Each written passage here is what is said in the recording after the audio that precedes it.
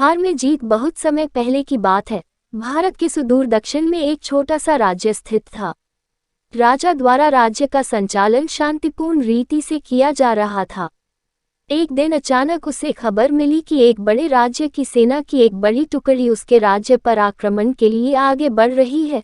वह घबरा गया, क्योंकि उसके पास उतना सैन्य बल नहीं था जो उतनी बड़ी सेना का सामना कर सके। उसने मंत्रणा हेतु सेनापति को बुलाया।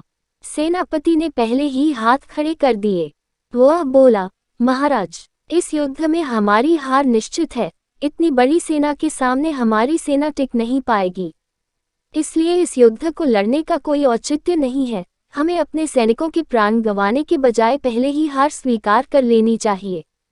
सेनापति की बात सुनकर राजा बहुत निराश हुआ। उसकी चिंता और बढ़ गई। वह समझ नहीं पा रहा था कि क्या करे और क्या न करे। अपनी चिंता से छुटकारा पाने के लिए वह राज्य के संत के पास गया। संत को उसने पूरी स्थिति से अवगत कराया और बताया कि सेनापति ने तो युद्ध के पहले ही हाथ खींच लिए हैं। ये सुनकर संत बोले, राजन, ऐसे सेनापति को तो तुरंत उसके पद से हटाकर कारागृह में डाल देना चाहिए। ऐसा सेनापति जो बना लड़े हार मान रहा है, उसे सेना का नेतृत्व करने का कोई अधिकार नहीं है। किंतु गुरुवर, यदि मैंने उसे कारागृह में डाल दिया तो सेना का नेतृत्व कौन करेगा? राजा चिंतित होकर बोला, राजन, तुम्हारी सेना का नेतृत्व मैं करूंगा। संत बोले। राजा सोच में पड़ गया कि संत युद्ध कैसे लड़ेंगे। उन्होंने तो कभी कोई युद्ध नहीं किया है, किंतु कोई विकल्प न देख उसने संत की बात मान ली और उन्हें अपनी सेना का सेनापति बना दिया। सेनापति बनने के बाद संत ने सेना की कमान संभाल ली और सेना के साथ युद्ध के लिए कूच कर दिया। रास्ते में एक मंदिर पड़ा। मंदिर के सामने संत ने सेना को रोका और सैनिकों से बोले, यहाँ कुछ देर रुको। मैं मंदिर में जाकर ईश्वर से पूछकर आता हूँ कि हमें युद्ध में विजय प्राप्त होगी या नहीं। ये सुन सैनिकों ने चकित होकर पूछा, मंदिर में तो भगवान की पत्थर की मूर्ति है, वह कैसे बोलेगी? इस पर सेना की कमान संभाल रहे संत ने कहा, मैंने अपनी सारी उम्र दैवीय शक्तियों से वार्तालाप किया है, इसलिए मैं ईश्वर से बात कर लूंगा।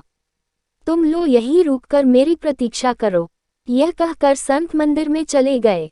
कुछ देर बाद जब वे वापस लौटे तो सैनिकों ने पूछा, ईश्वर ने क्या कहा?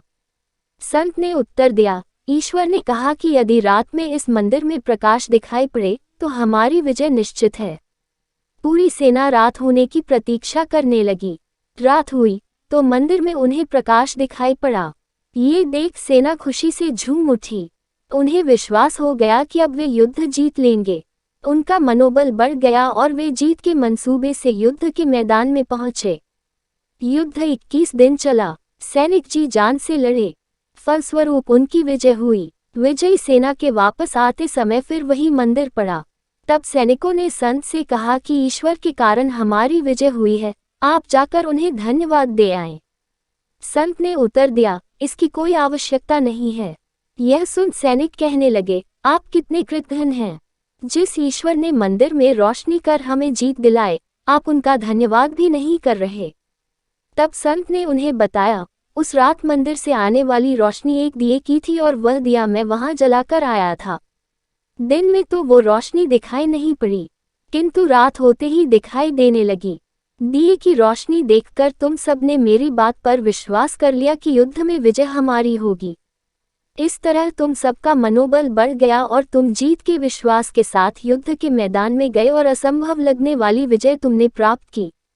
सीख 1, खुद पर विश्वास रखें और परिश्रम करते रहें, विश्वास की विजय होगी। 2, हमारी सोच ही आगे चलकर वास्तविकता का रूप लेती है, इसलिए अपनी सोच पर ध्यान दें। सदा सकारात्मक सोचें ताकि सकारात्मक परिणाम मिले। धन्यवाद। वीडियो को लाइक करें।